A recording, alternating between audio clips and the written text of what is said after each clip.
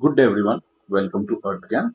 In this video, we are going to learn how to earn 1 lakh rupees every month from dividends following 5 simple steps. We will talk about an NRI, Ramesh, who went to the US around 10 years back and he is now investing in the Indian markets. So through the example of Ramesh, who has been there in the US, like I said, for 10 plus years, he has studied in a good college, he's earning well, and now he's interested in investing in the Indian market, not only for capital growth, but also income through dividends. Before we get into the details of the video where I'm going to show you how to do this in 5 steps plus tips, I would request all of you to pause the video quickly, go to the comment section and let me know by a comment how much do you think we need to invest, Ramesh needs to invest to earn this 1 lakh rupees a month dividend. Just as a thought exercise, we are going to come to the actual numbers near the end of the video. We'll now go to the first point, which is why dividends. Dividends is fairly straightforward. Dividends for a share is nothing but the slice of the profits the company is making. A company like, let's say, Infosys, a company like say, a PSU company, anybody, company which is stable, which has been making profits for many years, they are not investing that entire profits back into the company. They would give out these profits as dividend. That's the basic concept. So as a shareholder, whatever number of shares you hold, you'll get dividends based on that, let's say every 6 months or every quarter or maybe even once a year. So that's an automatic money coming into your bank account. You don't have to do anything. All you have to do is ensure that you buy those good stocks. So for Ramesh, this is a win-win scenario. Maybe he wants to have give money to his parents in India without sending money continuously. All he has to do is make one large investment which will fund this particular income stream.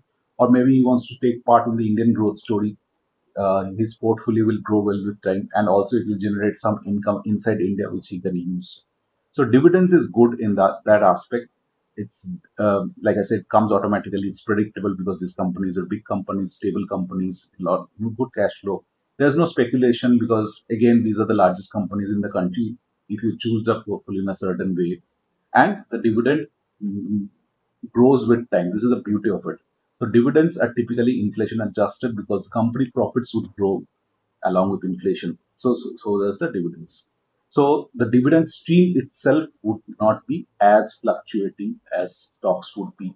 Stocks would go up and down, but the company profits for big stable companies, they will be stable and they will also grow with time. That's the beauty of dividends. That's why we are using dividends as an example here of creating a cash flow in India. Moving to the point number two, since we're talking about NRIs, there are three things we need to keep in mind regarding tax and repatriation. First of all, there's a TDS of 20% on all dividend income. TDS means tax will be deducted at source. Before the dividend comes, this tax of 20% will be deducted. In the tips section, in the tips section at the end, I'm going to discuss how to adjust for this TDS so that you don't really have to pay this. Next is repatriation. Repatriation means taking the money out of India and back to the home country of the NRI. This is also fairly straightforward. From You'll be typically investing through your NRO account instead of NRE. And NRO to NRE repatriation is very easy. You just need to get hold of a CA, fill up a couple of forms, and that's it. It's not difficult. Third point is DTA, double tax avoidance. So Ramesh had heard about this DTA point before. Thing with DTA is that on every income, whether it is in India, whether it is abroad, wherever, you have to pay tax on it only once. It's not that you pay tax on it once in India, once in your home country, so it doesn't work like that. So DTA is also something that you need to be aware of. So it's a benefit that you have. Now, quickly moving on to the third point, which stocks to buy. This is actually important, but it's a fairly easy problem to solve. What we need, like I said before, also stable and growing companies, well-known brands which are household brands, increasing dividend. These companies grow their profits, so they increase dividend year on year, but not too much. Why not too much? I'll come back to it later, because that dividend also has to be something for sustainable and expert vetted. When I say expert vetted, somebody who's in a position of authority, knows about stocks, not a person, but somebody who, as a company, they will vet that these are good dividend paying companies. And that is actually the easy bit of the investment process. I'll come to this in the next slide. So I have provided two lists. So the first list is by MSCI. MSCI is Morgan Stanley Capital International. This is a company that creates indices, same as NSE. In fact, the second list is from NSE. So they create these lists of high dividend paying companies. So they have created both MSCI and NSE. They have something called dividend yield index. Just like we have the Nifty, we have the Sensex. So we have something called the Nifty Dividend Opportunities 50 stocks. We have the MSCI India High Dividend Index. So these indices, their fact sheets are available on the internet, and you can go and have a look at the companies that they have. So between the two of them, here I have put a list of 10%, 20 stocks. Some of them would be overlaps, but these are good candidates to get your research started. I'm not saying buy exactly these stocks. Put them in a watch list. Do your initial research, and these would be good candidates for investing from a dividend perspective. The next point, point number 4, is fairly straightforward about risk management and diversification. But before that, in the comment section of this video, there's a link to the WhatsApp community. Please go to that link, click on that. That will allow you to join our WhatsApp community where you'll get updates from the website, the GAN website. You'll hear about an upcoming webinars, and you'll be able to contact me in case you need any guidance. The community is free for use, and nobody else apart from the admins will be able to see your name or number. That's how it is. Now, coming back to the point of risk and diversification, there are multiple different sectors in which there are companies in the market. Like, for example, banks are there, IT is there, pharma is there, PSUs are there. So we'll have to create a portfolio which is diversified not only in terms of sectors but also in terms of company size. So small, medium, large, all should be there.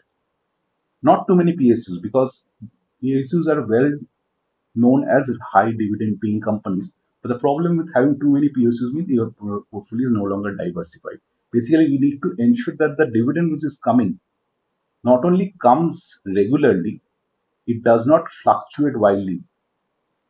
That might happen, like, for example, a company has made a large sale of a part of its business, and that money is given out to the shareholders as dividend. So initially you might see a large dividend on one particular year, but that dividend will not be sustainable. So we don't want that per se. So this is how risk management and diversification would be happening. You should ideally have 10 or more companies in the portfolio for this particular purpose. Here is the most important bit many of you would be interested to know. I'm not going to talk about yields and all that. I'm going to give you one small number. For an NRI who's in the US, the number is 1 is to 5. What do we mean by 1 is to 5? For 1 lakh rupees of dividend, you need to invest 5 lakh dollars in India, $500,000. That assumes a yield of 3%. That's 4 crore rupees. For euro, this ratio is slightly better, 1.45. You can put in a comment in the comment section for your particular currency, and I'll immediately respond to as the ratio for your case. But don't think that you have to invest $500,000 to get started. The ratio works for every amount. So if you want even 1,000 rupees of dividend, you need to invest $5,000. So the 1 is to 5 ratio was there, 1,000. So that way you can think of it. You can get started with smaller amounts. You can, let's say you're sending 20,000 rupees per month to your parents in India, right? So 1,000 rupees can come from the dividend. The first $5,000 investment you make, you send 19,000. The 3 months later, you send another $5,000. That's another 1,000 rupees of dividend income, and so on. You can build up this portfolio over time. So don't have to start with a large figure immediately. So you can build up slowly with time. So that's on the invested amount. And lastly, like I said, there would be bonus tips. I'll give you 3 tips. First one specifically is about US based NRIs. There's something called PFIC, Passive Foreign Investment Company Rule, which means an US based NRI, if they are investing in Indian mutual funds and ETFs, they'll have to pay tax on every capital gain of that mutual fund. So let's say you have 10 lakhs in that fund today, it grows from 10 lakhs to 12 lakhs. You have not sold it, but on that 2 lakhs, you have to pay tax on it, which is unjust and unjust, but you don't have a choice if you are in the US. Stocks don't have this problem specifically because PFIC applies not to stocks but to mutual funds and ETFs. So that's for US investors specifically. Next is that what kind of account will make your repatriation easy, but also keep your investment also easy. So portfolio investment scheme is something which is there. You should not be using it. You can use a non-PIS account, either NRO, which means you'll be investing using Indian rupees, or you can invest directly using NRI. But last tip, which is the best tip which is there, like I said, you have to avoid the TDS if possible. And the best way to do that is to invest not in your own name, but in your parents' name. Here we'll use two rules simultaneously. One is gifts from children to their parents is tax free. So the parents can do the investment in their name. They can open a resident demat account, invest in those particular stocks, get the dividend in their personal account. That will give them the money that they'll be requiring. It will be taxable to them. So if their tax bracket is on the low side, or if they're in the new tax regime and with both parents, you can get 7.5 lakh rupees exempted as tax in the new tax regime. So 7 plus 7, 15, up to 15 lakhs, there will be no tax, or rather dividend plus other income they have up to 15 lakhs, there will be no tax. So this is the best possible trick that you can use. This is all allowed. For US specific NRIs, there is something called a lifetime gift tax exemption limit. That's around $13 million. So we will be well within that limit also in most of the cases. So this is the whole thing. Let me know what you find like about this video. Put the comment in the comment section. And we are a new growing channel. So please like the video and subscribe to the channel. Thank you. And I'll see you all in the next one.